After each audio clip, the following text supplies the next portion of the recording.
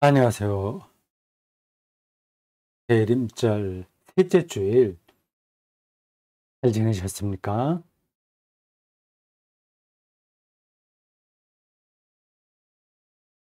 저는 음 친정 예배를 잘 드렸고,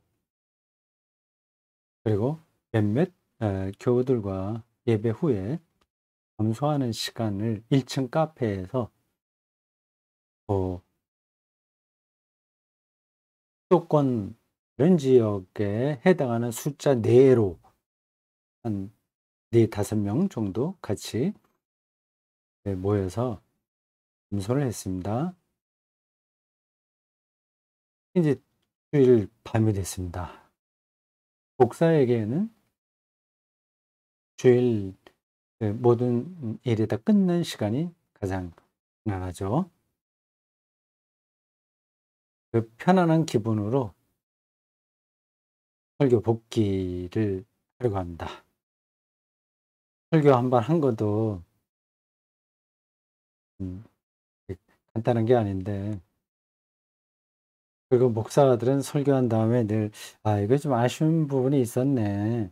그런 느낌이 들어요. 근데 그 설교를 다시 읽어서 이러쿵저러쿵 말한다는 게 좀 어 웃기는 시츄에이션이기는 합니다. 저는 뭐 재밌어요.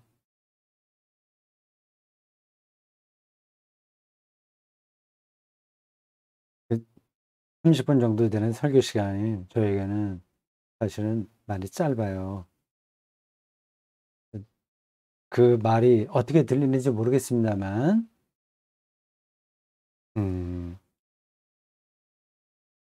설교 안에는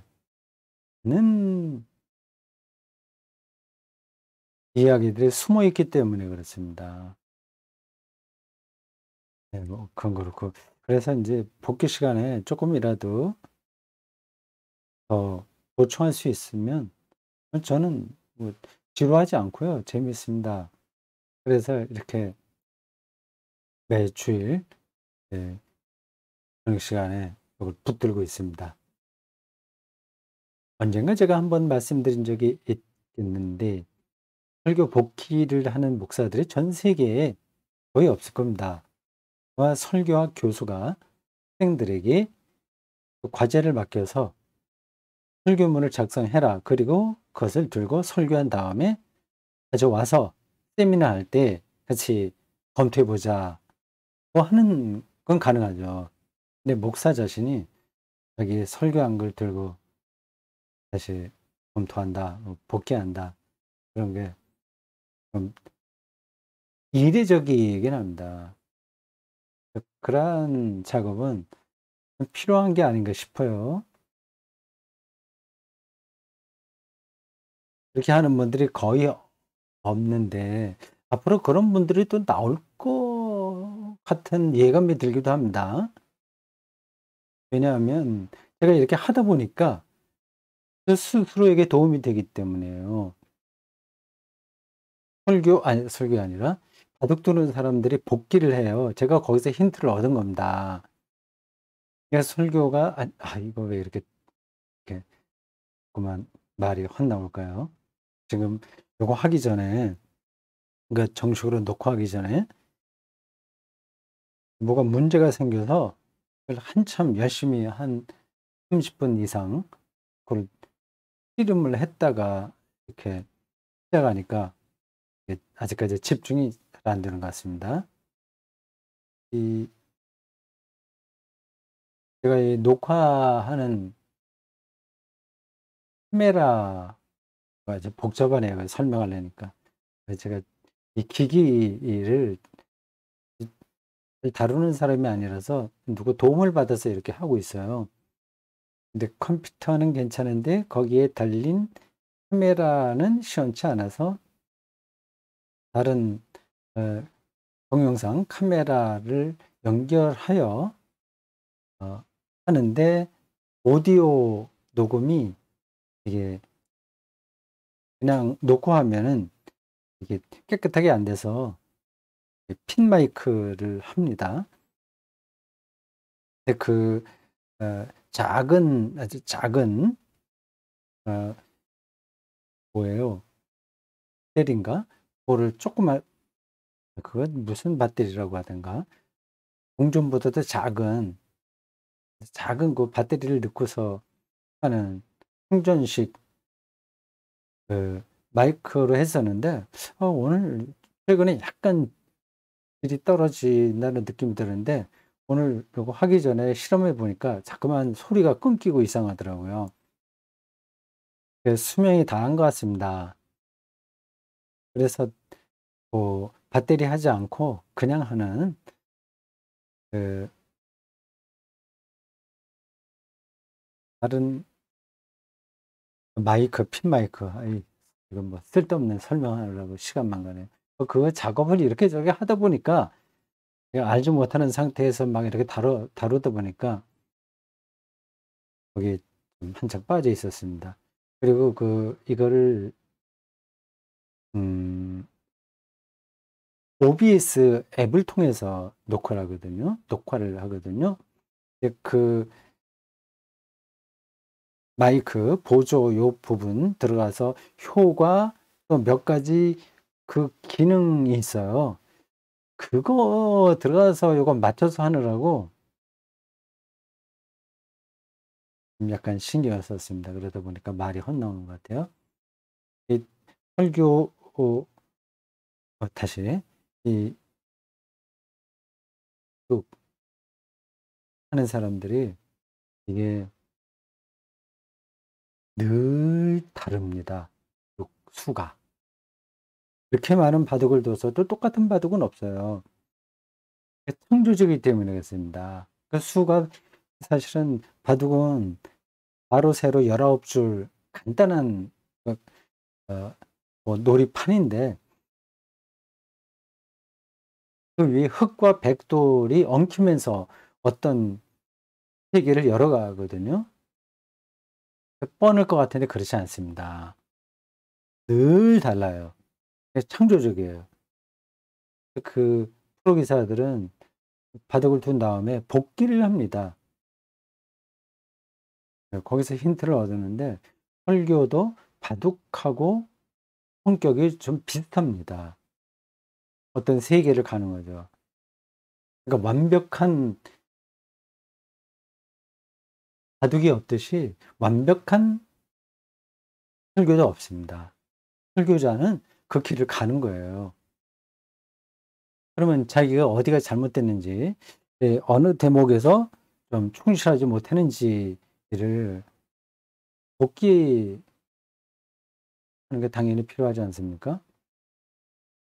그거를 제가 처음 시작한 것 같은데 다른 목사님들 좀 해 보시죠.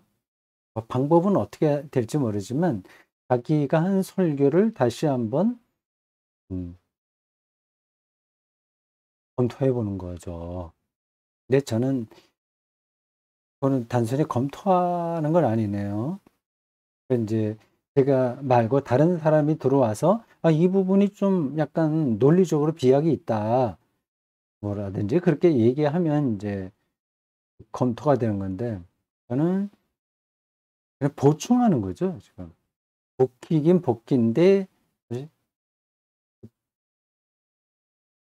복귀는 '요 수는 잘못됐다.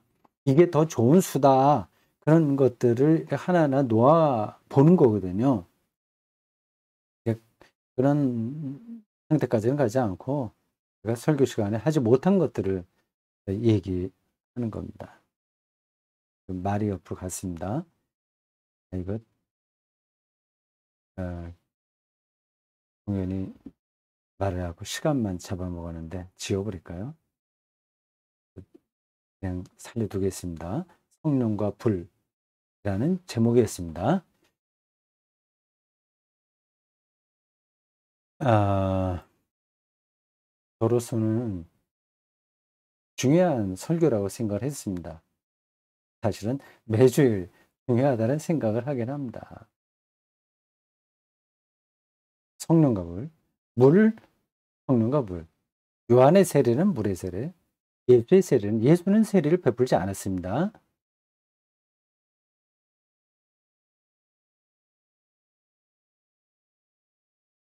물로 하는 세례를 베풀지는 않았지만 본질적인 차원에서 세례의 원형이 바로 예수에게서 시작한 거다. 그렇게 볼 수 있는 거죠. 성령과 불로 이제 태움을 받는 거니까. 완전히 존재론적으로 새로운 세계로 들어가게 하는 거니까 말이죠. 이 설교 전체의 흐름은 뭐 간단합니다. 세례 요한의 세례 요한이 베푼 물로 베푼 세례는 선지자의 전통에 따른 것으로서 도덕적인 변화를 불러일으킨다. 필요한 거죠. 예수의 설교는 사람의 도덕적인 변화가 아니라 하나님이 어떤 분이냐로 방향을 바꾸게 하는 겁니다. 그러니까 설교 시간에 얘기했지만 네 자신에게 관심을 두는 게 아니라 하나님에게 관심을 두는 겁니다. 그럼 뭐 그런 건 제가 앞에서 좀 얘기를 한 게 보네프가 얘기한 값사는 그 얘기가 잠깐 나왔을 텐데 당신이 말하는 방식으로 하면 그게 결국 값사는 아니냐. 그리스도인이 힘적으로 자기 일을 하지 않고 하나님의 은혜만 갈망한다면 그게 값싼 은혜다. 그렇게 생각할 수 있는데 그렇지 않습니다.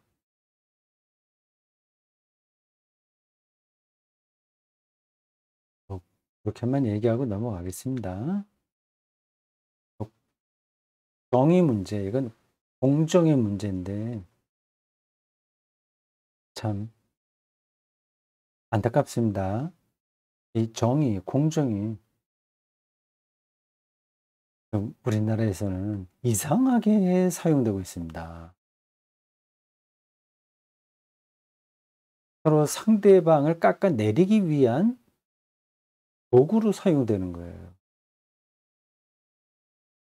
정말 정의와 공정에 대한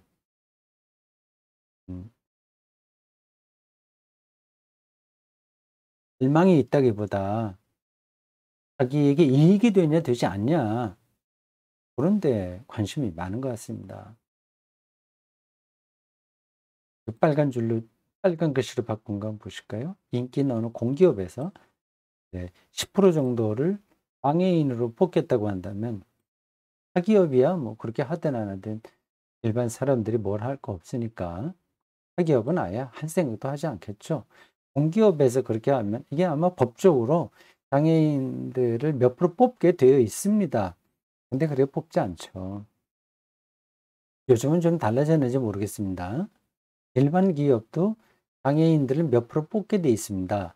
100명 이상 기업체에서 는 그렇게 하라는 법이 있을 거예요. 따르지 않습니다. 벌금을 물고 말지 장애인은 안 뽑아요. 공기업에서 10% 정도를 장애인 중에서 뽑겠다고 한다면 비장애인들이 들고 일어날 겁니다. 공정하지 않다고. 의대 입시에서 20%는 수능 점수가 좀 낮은 사람들도 들어올 수 있도록 하겠다. 그렇게 입시 제도가 바뀐다면 공정하지 않다고 들고 일어날 겁니다.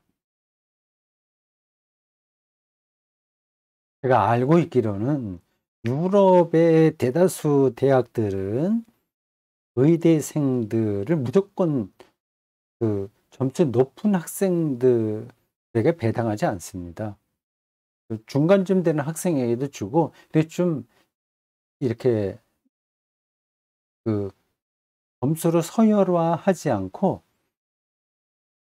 배분합니다. 제가 이걸 정확하게 알지는 못하는데 이제 제 머릿속에 남아있는 그 제도가 그렇습니다. 그래서 우리 유학, 그, 거기 교민 자녀들도 의대에 제법 들어갑니다. 공부를 아주 썩 잘하지 못하더라도 그 PO에, 그 제도에 외국인들은 몇 명 들어온다. 그것도 있어요.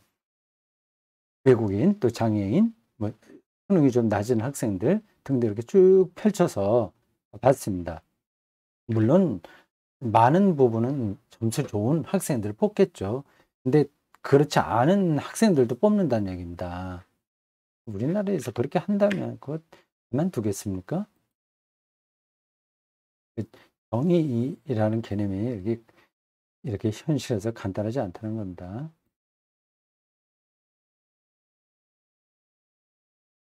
요한의 세례는 도덕적인 변화를 요구한다. 그 이야기를 설교 전반부에 했습니다. 그건 필요한 겁니다. 빨간 표시로 한 요 제목을 읽어보겠습니다. 당시만이 아니라 오늘날에도 세례 요한이 대중적인 인기가 있는 사람이었 거예요. 그래서 메시아, 사람들의 메시아가 아닌가? 뭐 그런 생각을 한 거죠. 그걸 이제 전제하고 오늘날도 내가 세상을 바꿀 테니까 나를 따르라라고 외치는 정치인들이나 기업가들이 있는데, 그리고 그러한 능력을 좀 보여준다면 많은 사람들이 그를 메시아처럼 대할 겁니다. 민중들에게는 메시아 갈망이 늘 있어요. 어느 시대에나 마찬가지입니다. 그거를 잘 이용하면 역사를 바꾸죠. 그래서 잘못 바꾸면 이상하게 되는 거고, 좋게 바꾸면 뭐 좋게 되는 겁니다. 힐러 같은 사람도 당시에 일종의 메시아였어요. 메시아라고 말은 하지 않지만 독일 사람들에게 메시아와 같은 존재로 등장한 겁니다. 우리나라에도 그 비슷한 일들은 많이 있습니다.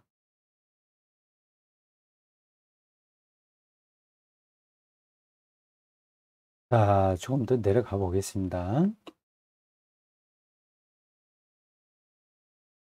이 도덕적이고 개혁적인 변화가 필요해요.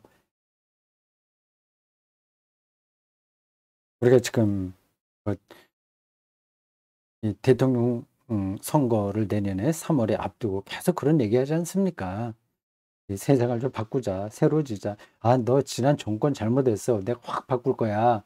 그런 얘기하지 않습니까? 선의도 있고 좀 악의도 있죠. 악의도 있죠.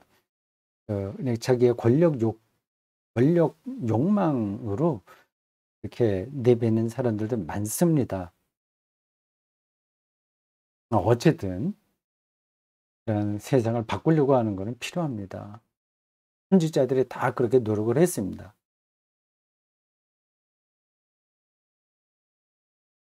근데 그것의 한계를 늘 봐야 됩니다. 요한이 말하는 대로 회개의 열매를 맺는 삶, 개혁적이고, 아, 반복해서 제가 본문에 나온 것을 말씀드렸죠. 두 벌 옷을 가진 사람, 없는 사람 나눠주라. 뭐 그런 등등의 요구입니다. 세상이 달라지는 거죠. 그렇게 살아도 생명 충만감이 보장되는 건 아닙니다. 그런 회개의 열매로 우리가 구원받지 못합니다. 생명 충만감이 없는데 어떻게 구원받겠어요? 누가 더 개혁적이냐? 상대적으로 내가 얼마나 괜찮냐 하는 그런 사실만 확인하는 겁니다. 여전히 자기중심적이고 교만하고 그리고 위선적입니다. 근데 그 운동권에 있었던 정치인들을 향해서 위선적이라고 보통 많이 비판하잖아요. 그럼 어쩔 수 없습니다. 그 사람들만이 아니에요. 뭐 386? 옛날에는 386. 예, 근데 지금은 586이라고 하나? 아, 이거 지금 숫자도 왔다 갔다 하네요. 하여튼 그런 분들만이 위선적인 게 아닙니다. 위선적이지 않은 사람이 없어요. 기본적으로. 저도 마찬가지라고 설교 시간에 얘기했습니다. 그건 뭐 피할 수가 없어요. 우리가 아무리 진보적이고 개혁적으로 살아도 우리가 교만하지 않거나 위선적이지 않을 수가 없습니다. 뭐 개인의 차이는 있어요.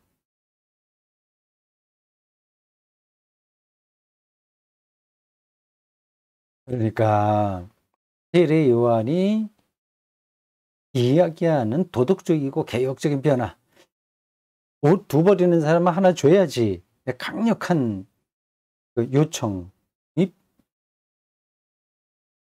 우리 사회에, 그리고 개인에게도 필요하기는 하나, 그리고 거기에 우리가 전력 투구를 해야 하기는 하나, 그것으로 구원받는 게 아닙니다. 그것으로 생명 충만감을 얻을 수는 없어요. 절대.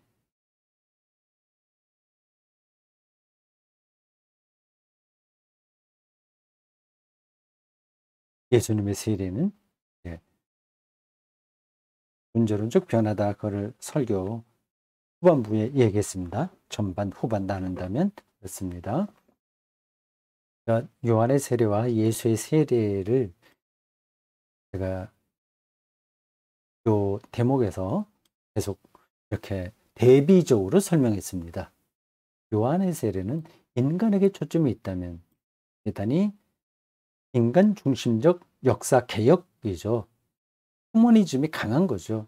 뭐 두 버리는데 하나 준다면 이게 휴머니즘 아닙니까? 극단적인 휴머니즘은 공산주의예요.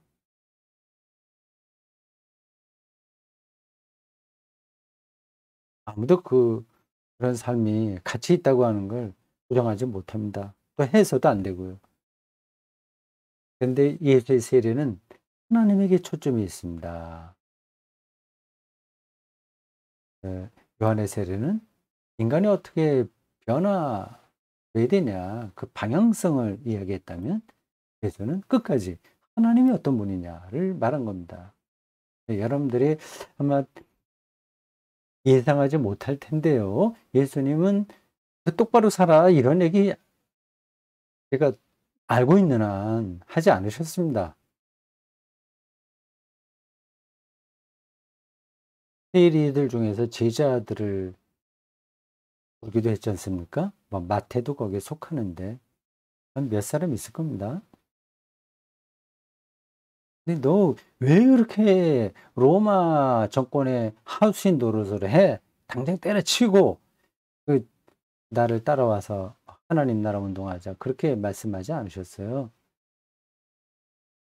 나를 따르라 말씀하시긴 했는데 너 그렇게 하는 건 나빠. 이렇게 하면 안 돼. 뭐 그런 식으로 말씀하지 않으셨다는 겁니다. 부자들도 나를 따르라 할 때는 그걸 버려두고 따르는 거고요. 나를 따르라고 하는 거는 모든 삶이 바뀐다고 하는 거지, 그 사람들을 도덕적으로 좁게 만든다는 뜻은 아닙니다. 요한은 회개의 열매를 삶으로 맺으라고 했는데, 근데 예수님은 세리와 군인을 어떻게 사랑하는지를 보라고 말한 겁니다. 관점이 완전히 다른 거예요. 근데 이게 복음이라고 생각합니다. 인간에게 할 수 없는 일을 자꾸 옥박질러서 하는 게 아니라 그건 자기의 능력이 있으면 그렇게 살면 돼요.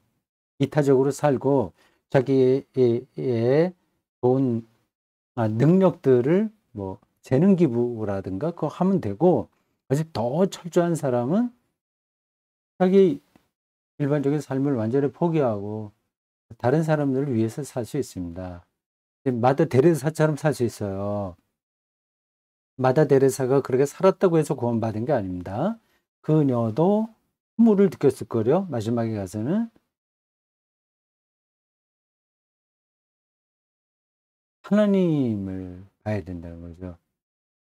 하나님이 어떻게 우리를 사랑하시는지를 보라는 겁니다. 네. 그래서 예수님은 세례 요한처럼 설교하지 않았습니다. 똑같이 하나님 나라를 얘기하는데 세례 요한은 야, 너희들 부보로 있는 사람은 다른 사람 줘. 본인들 꼭 하지 마라. 세리들 그 불로소득 뭐 이런 거 하지 마. 이렇게 말씀하지 않고 하나님 나라 갖고 와서 따르라. 나를 따르라. 하나님이 우리를 이렇게 사랑하셨다. 이미 하나님 나라가 왔다. 그 말씀하신 겁니다.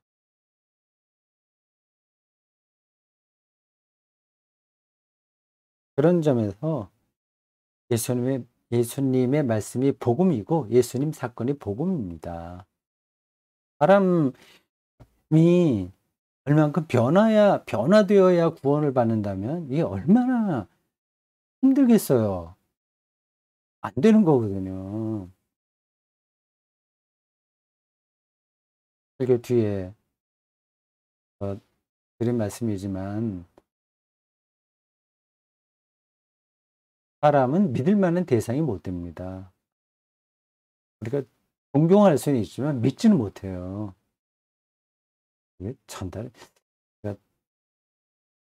말씀드리려고 하는 그 뜻이 이거 전달되는지 모르겠습니다. 그러니까 사람을 좀 그만 보고 하나님을 봐야 된다는 이야기예요. 사람에 대해서 무관심하자라는 게 아니라 사람은 사람처럼 대하면 돼요. 맞네. 정확하게 내가 얘기하고 있습니다. 사람에게서 하나님을 기대하면 안 되는 겁니다. 그러니까 줄에 설 때 가끔 그런 이야기를 합니다. 아내나 남편이 하나님에게만 기대할 수 있는 것을 상대방에게 기대함으로써 그 부담을 주게 되면 그건 이제 좋은 부부 관계가 일어나기 힘들다. 그럼 다 실망한다. 그렇게 기대하지 말고 또 하나님만이 할 수 있는 일을 내가 상대방에게 해 주어야 된다는 압박감, 이걸로 부부가 살아갈 수 없다. 그런 얘기를 합니다. 맞아요. 그냥 인간은 인간처럼 대하고 그렇게 기대하고 자기 존경할 게 있으면 존경하면 되는 거죠. 근데 그 상대방에게서 하나님에게서는 우리가 얻을 수 있는 어떤 삶의 능력들, 뭐 사랑 이런 것들을 요구하게 되면 백발백중 퍼센트 실망합니다.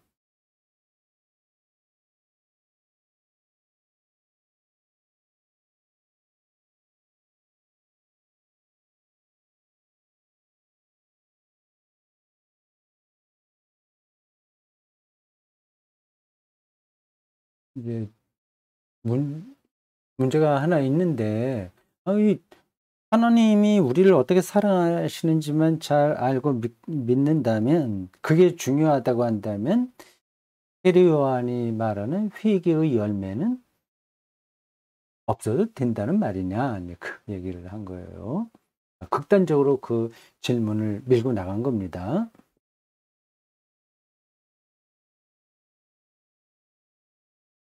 회개의 열매라고 하는 게 도덕적인 변화죠. 두 보러 있는 사람이 한 사람 없는 사람에게 주는 이런 것들이요. 아름다운 이야기예요. 우리 그렇게 살아야 됩니다. 근데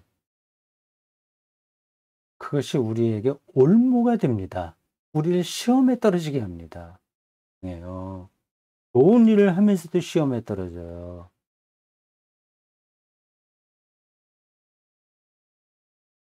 조금 그렇게 진행되다가 어느 때가 되면 내가 옷을 주지 말아야지. 그런 생각이 듭니다. 자기 손해보는 느낌이 계속 드는 거예요. 그리고 그 옷을 받는 사람의 태도가 문제야. 내가 도와주는데도 별로 고맙다는 생각도 안 하는 것 같네. 이렇게 퍼줘 봐야 저 사람에게 도움도 되지 않네. 아, 그럴 바에 내가 도와줄 게 뭐 있어. 그렇게 두 버릇에서 한 벌을 나눠주지 주는 일을 그만둘 핑계를 자꾸 찾게 됩니다. 만족이 안 되니까 그걸 전화 와서 나는 이렇게 사는데 저 사람은 왜 저렇게 살지? 불평하고 비교하고 교만해지죠. 아, 이건 뭐 준비가 안 된 사람이 그렇지. 정말 희생적으로 사는 사람들은 그렇지 않아. 무조건 법 없이도 사는 사람들 그렇게 하더라. 뭐 그런 사람들이 있죠. 뭐 네. 특별한 경우에 그럴 수는 있는데 전반적으로는 그렇게 되지 못합니다. 불평하게 됩니다. 그러니까 그래도 인제 나눠주는 게 좋죠. 하긴 하는데 그걸로는 구원받을 수 없다. 계속 안에서 문제들이 발생한다. 그러니까 믿음이 하나님과의 관계가 최선이다. 인제 그 얘기입니다. 이제 극단적으로 말해서 그런 거예요. 이 설교 듣고 오해하시는 분들은 없었겠죠? 어 옷을 나눠주거나 그래 회개의 열매를 맺는 실제적인 그런 도덕적이고 새로운 개혁적인 그 삶이 필요 없다. 그 뜻으로 드리는 게 아닙니다.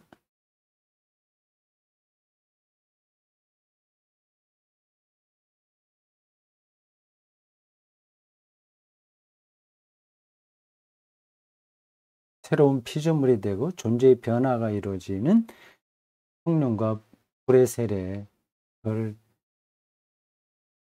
제가 하나의 예로 설명했습니다. 연봉이 반으로 줄었을 때, 뭐, 이건 뭐 별로 필요한 적절한 예가 아니긴 한데, 뭐 하다 보니까 그 예를 들었습니다. 좀 쉽게 전달을 하려고 그런 예를 든 거예요. 반에게 연봉으로도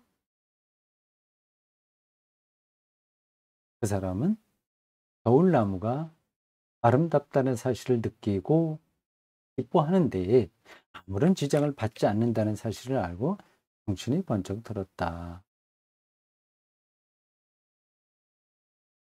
그 존재가 바뀐다는 것은 관점이 바뀐다는 겁니다. 이외에 방식이 바뀐다는 거예요. 내가 얼마나 더 불평등한 대접을 받았느냐, 아니냐, 그런 데 머물러 있는 게 아니라, 그건 우리가 찾을 건 찾아야죠. 우리의 권리를 는 찾아야 됩니다.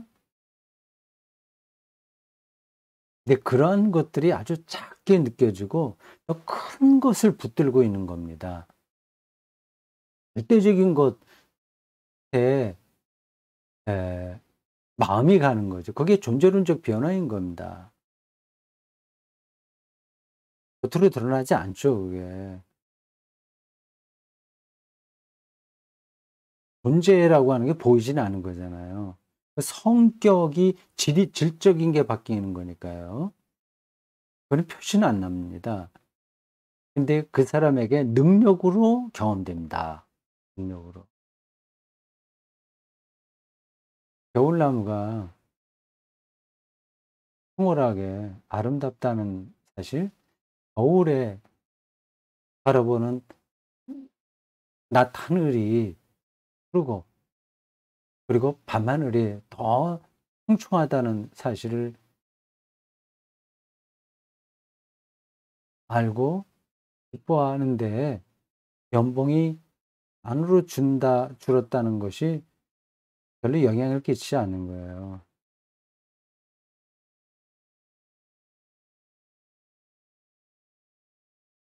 이런 얘기를 하면서 한편으로 늘 좀 찜찜한 구석이 있긴 있습니다. "아이고 당신 얘기하는 거는 배불러서 하는 거지. 고파봐." 그런 말을 할 수 있나. 겨울나무가 눈에 들어오나 지금 굉장히 배고픈데. 그런 얘기 할 수 있습니다.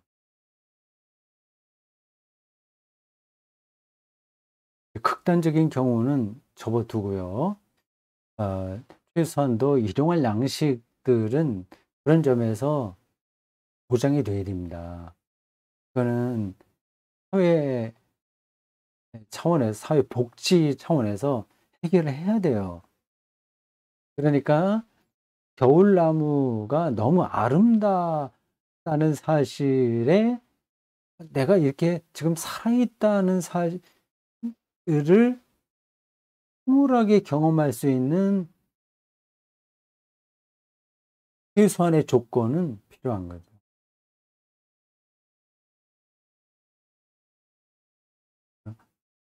철저하게 준비가 된 사람에게는 그런 조건도 사실은 필요가 없어요. 근데 그런 사람들은 극소수니까 접어두고 아주 일반적으로 이 사람을 대상으로 놓고 볼 때는 일용할 양식은 보장이 돼야 됩니다. 그러면 어 이렇게 생존이 보장되는 거죠, 최소한도. 그러면 다른 문제들은 그가 아주 뛰어난 영성가가 아니라고 하더라도 기독교 신앙의 어떤 단계에 어느 정도만 올라가면 해결이 됩니다. 아실 거예요. 2 배의 연봉과 겨울나무의 아름다움 중에서 무엇이 더 중요할까? 예. 우문입니다. 우문. 제가 기대한 답은 뻔한데 실제로는 다른 답을 여러분들이 하고 싶어 하시겠죠. 연봉 2 배가 훨씬 낫다 얘기하겠죠. 조금 인제 머리를 써서 대답을 하는 사람은 뭐 둘 중에 하나 선택하지 말고 2배 연봉에다가 겨울나무 아름다운 거 느끼는 것까지 다 포함해서 "난 그렇게 살래." 대답하겠죠.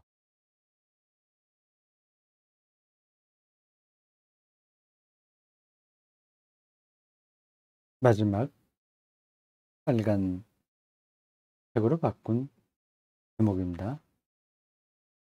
설교 끝나는 단락입니다. 제가 설교 끝날 때는 늘 예수 그리스도를 중심으로 한 이야기예요. 이게 너무 이계적이다. 설교가 이렇게 느끼실 수도 있습니다. 환원적이다. 그렇게 얘기할 수도 있어요. 무슨 말을 하든지 당신 설교는 예수 그리스도를 통해서 문제가 해결되는 것으로 말하네. 그런 겁니다. 그렇게 하지 않으면 안 되기 때문에 그렇습니다. 그리고 저게 옳기 때문에 그렇습니다. 우리는 일반 종교인은 아니에요.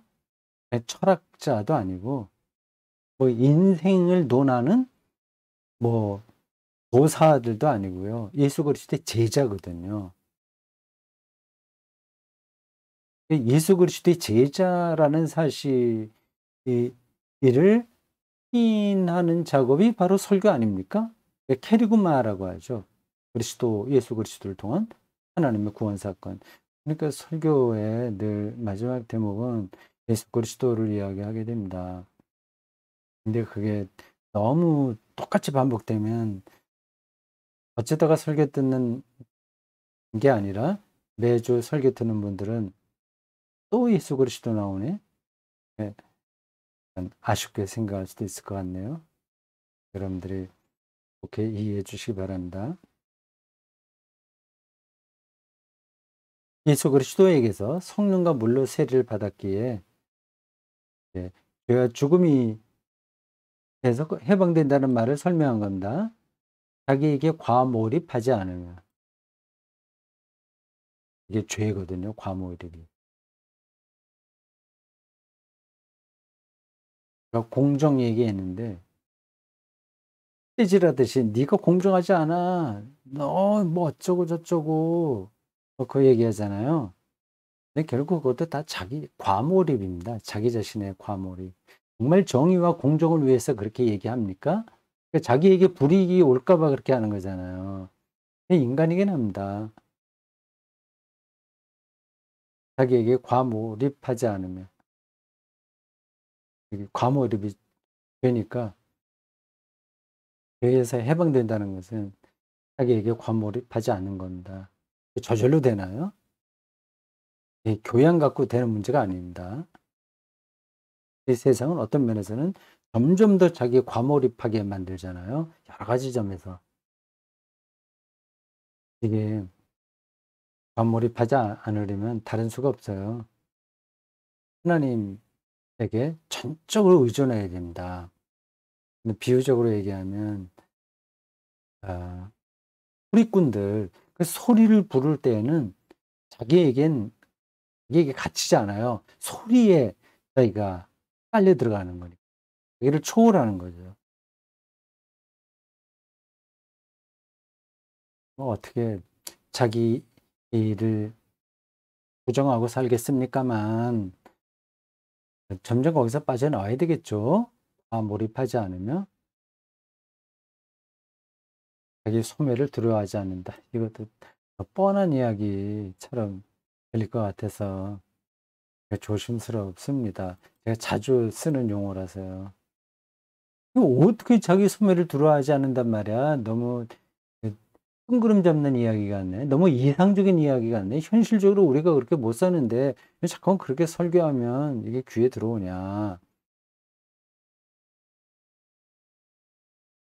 말씀하실 수 있습니다. 이거는 어, 중간에 어떤 게 아, 빠져나와서 그래요. 저렇게 말하기 위한 중간 단계가 필요한데 설교에서 갑자기 여기 비약되잖아요. 예수 그리스도에게서 벌어진 구원 사건을 설교 마지막 시간에 늘 하다 보니까 여기 뭔가 비약이 있어요. 그래서 이걸 또 설명하려면 또 한편에 다른 설교가 돼서 과감하게 뭐 비약 때문에 할 수 없다 하면서 방향은 분명한 거니까 이렇게 이야기한 겁니다. 자기 소멸을 두려워하지 않는다. 영원한 생명에 들어간다는 확신이 있어야 여기 없어지는 것에 대한 두려움을 하지 않게 되는 거죠. 근데 영생, 하나님의 생명으로 들어가는 게 과연 뭐냐, 그런 것에 대한 이해가 없는 상태에서는 저게 비약하는 문장처럼 들리는 겁니다. 뭐 어쩔 수 없어요. 이건 한편의 설교에서 완벽한 어떤 거를 다 하기는 힘듭니다. 대림절 셋째 주일이 지났네요. 12월 19일 대림절 넷째 주일. 네, 또 뵙겠습니다. 수고하셨습니다.